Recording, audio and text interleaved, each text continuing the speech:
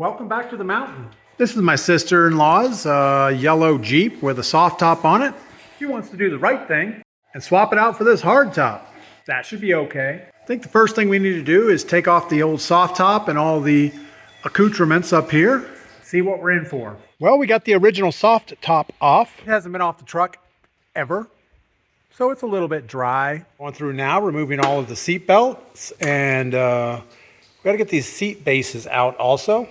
But it takes like a T45 socket. I don't have one of those. So we're going to go to Harbor Freight and pick up a set of Torx bits, and we'll get this sorted out.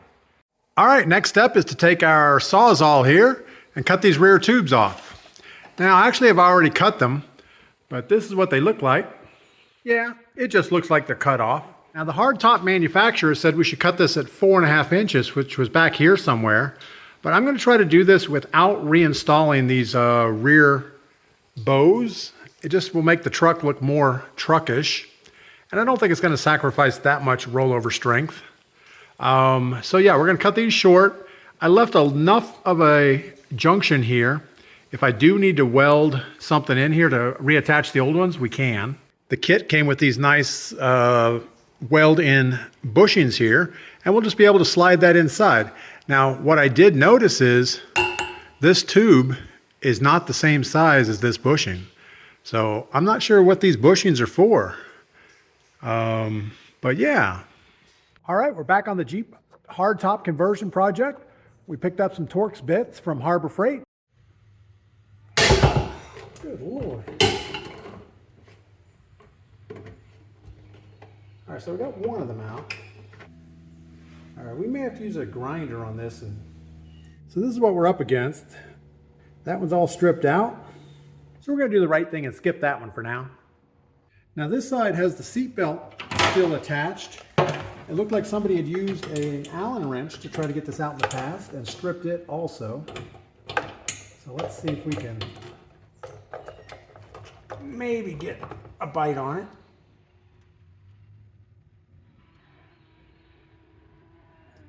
Good Lord. That is not going to come out. All right. Looks like we got lucky.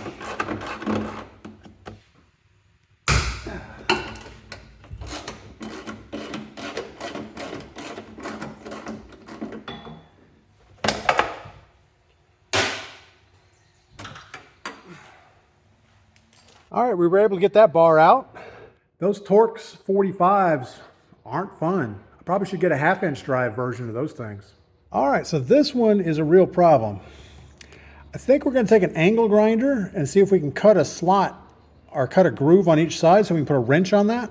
I don't know what else to do. To kind of get something going that direction.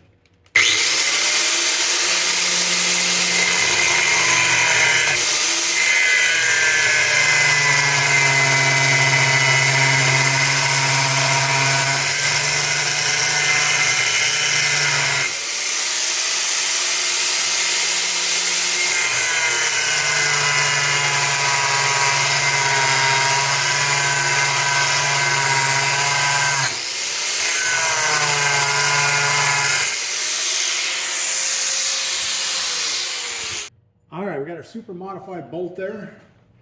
Let's see if we can break our wrist on this thing. Oh, look at that. Just like that. And just like that, we got 2 bars out. Crisis averted. All right, we went ahead and put a 1/2-inch breaker bar on here. We put a reducer on so we can get down to the 3/8 size, which is what we have for our bit here on the end. With any kind of luck, we'll put that thing in there and not snap it off. We'll snap it off. Oh my goodness. There's no way that's gonna work.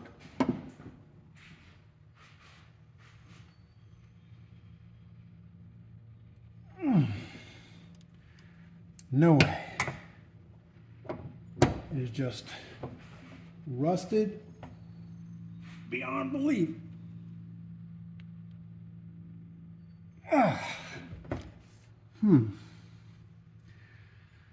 Now what do we do?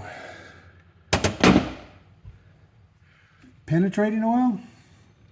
We could grind them out of there. I'm sure that's not a good thing. Oh, I think it turned.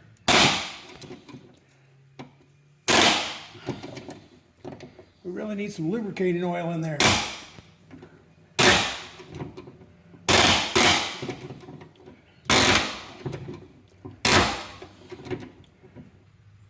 I'm guessing it's turning.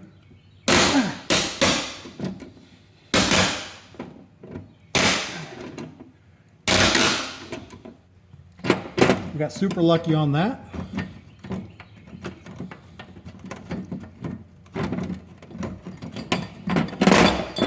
We got super lucky on that rear seat base there. It has to come out because that's where the partition wall for the front cab goes. So we just got this one out, but we got to make sure to get that one.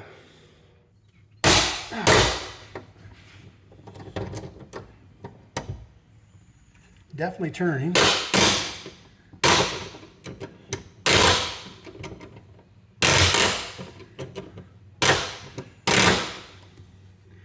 An impact wrench would be the way to go on this. All right, if we get one more, we're golden here. The other seat bases could stay if they had to. That is not happy.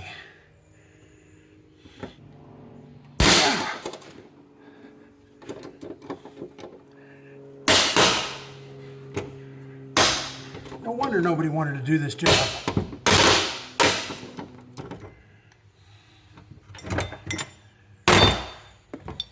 All right, I think the next thing we need to do is try the top in here, see how it fits. Make sure it's going to go in here correctly.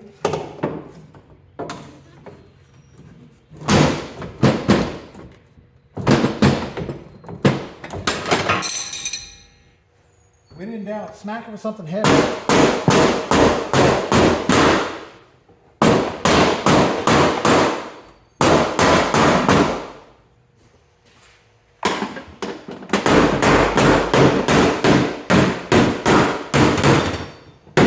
There we go.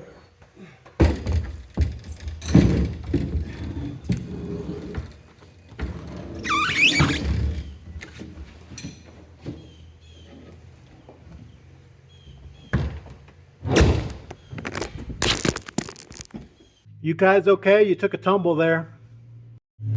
Okay, we kind of got the top up here. We did scratch it a little bit, but I guess those things are going to happen.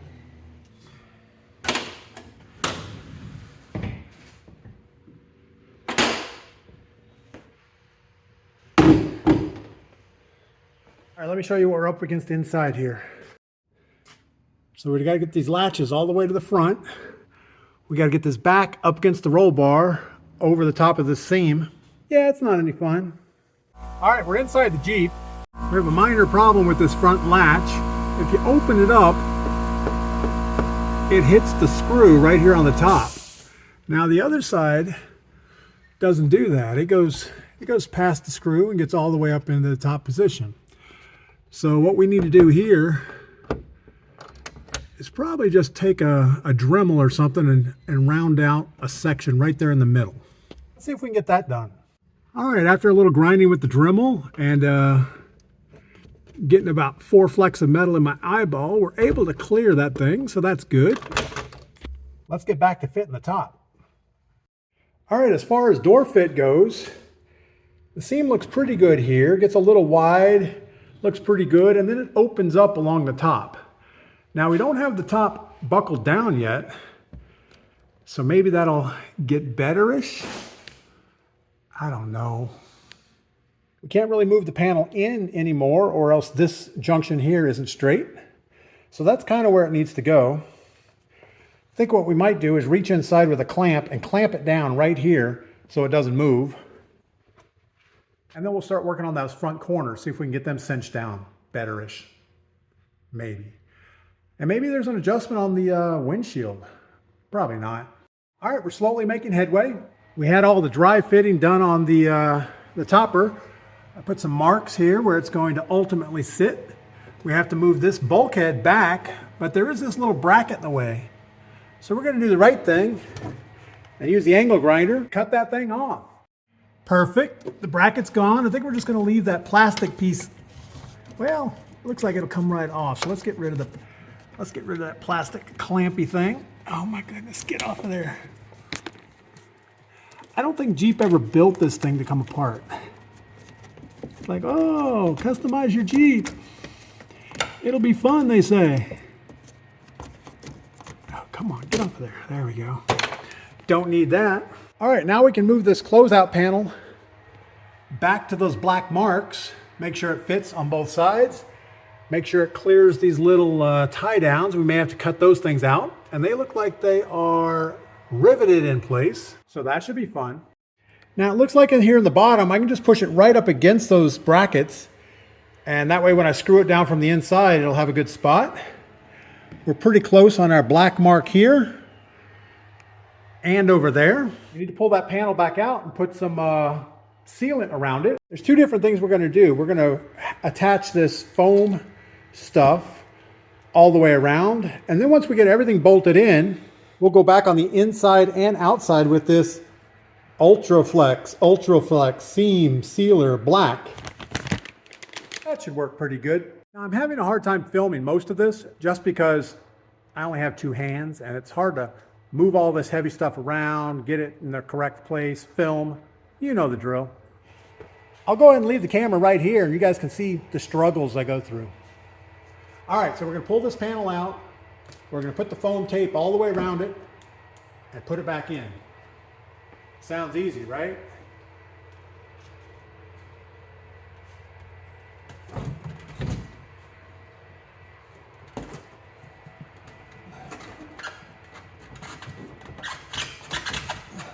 Not easy.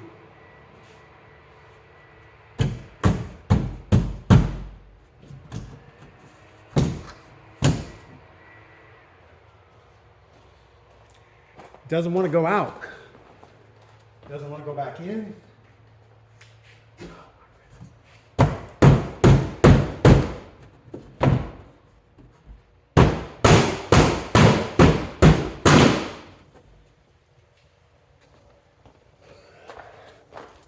Now I know when we put the foam tape on here and push it back in, at least half of it's going to get scraped off.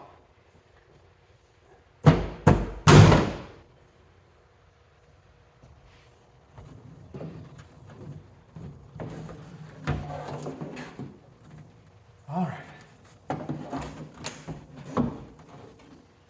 Perfect. All right, here we go. We have the foam padding all the way around, and it is a two-sided tape. So once we get it in place, we're going to try to pull this blue stuff off. In fact, we're going to probably screw it up pretty bad. Thing off. Seems like the right thing to do.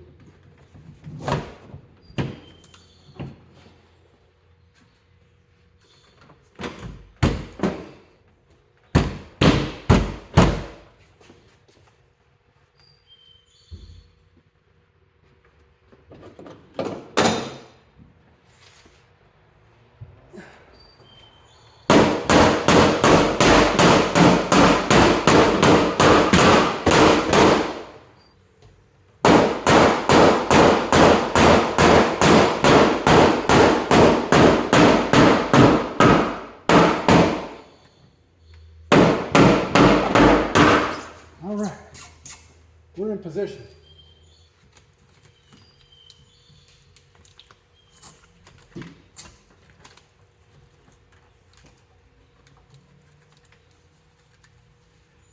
Can't see nothing.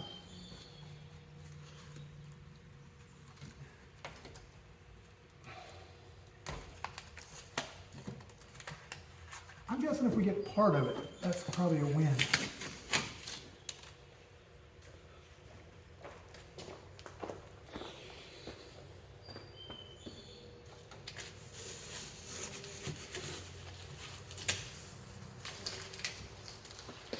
Well, that actually worked better than expected. We'll say that's pretty good. So we have the bottom piece in its final location. And now, on the inside, they say to use self-tapper screws along this back. How bad could that be? All right, so the instructions say use these self-tapping screws on the inside, and there should be 4 along the bottom. Now, the instructions also say that the holes are pre-drilled, but I don't see any holes drilled, so that's not a good thing. We should probably do the right thing and crawl under the Jeep. Make sure there's nothing behind there that we might drill into. Let's do that first. So in the fender wells, everything looks nice and clean. That's not going to be a problem. Oh my God, we got to get on the ground. Underneath here. Can't see nothing. All right, I guess it's right on this ledge. Or above the ledge. I don't know. I don't see anything up there. That looks like it might be a problem. There's a brake line, but that's okay. Yeah, I think we're okay all the way across, except maybe right in the middle there's an emergency brake cable, but I think we'll clear that.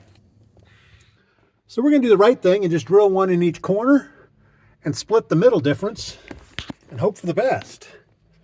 I don't know if I can even get you guys in here. It's pretty tight behind the seats in a Jeep. So we're going to go right about, oh, I don't know, there maybe? Oh, come on. Come on, self-tapper. Is that the right size? Yeah, it's the right size.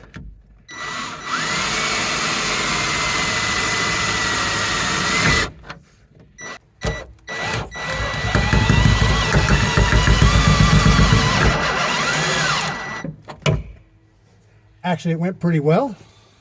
Let's go get that other side before we get the middle ones. Make sure it doesn't move.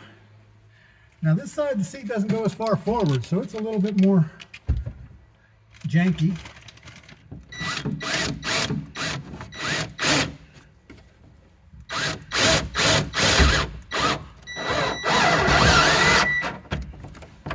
Pretty good.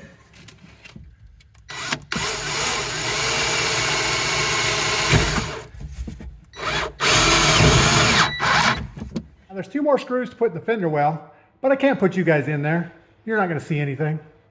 All right, that's it for the inside. We have 1 screw there, 1 down lower, 1 there, 1 there, 1 there, 1 there, 1 there, 1 there, 1 there. We have a lot of screws in there. Based on the instructions, the next thing we need to do is put some foam tape underneath these ledges. And then we're going to drop this thing down, line it all up, screw it together too. All right, with any kind of luck, we'll drop this thing down and have it kind of line back up on its spot.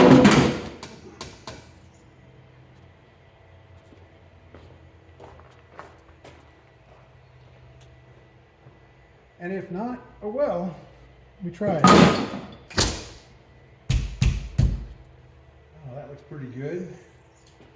All right, so we're even right here, and we're even on the other side, but we're out about 1/8 of an inch in the middle. I'm not going to worry about it. All right, so that is the finished installation of the top. The driver's door came out really nice. The front closure came up really good. And actually, once we filled this seam with bed sealant, it looks pretty good too. The only thing to do is do the Raptor Tough Protective Coating. We're going to go ahead and mask off these sides, around the tailgate. Oh, I don't know, pretty much everything. This kit looks like it was designed to be sprayed, but we're not going to do that. We're going to brush it on. All right, so we have the little TJ Jeep all shortened up. I put the sports rack back on top. We bed linered the back. I didn't bed liner the tailgate. We'll let my sister-in-law do that if she wants. It does have the sliding window in the back, which is kind of cool. Doesn't seem to be a problem there. But yeah, overall, that was a fun little project. You guys get outside, do something fun, come back and tell me about it.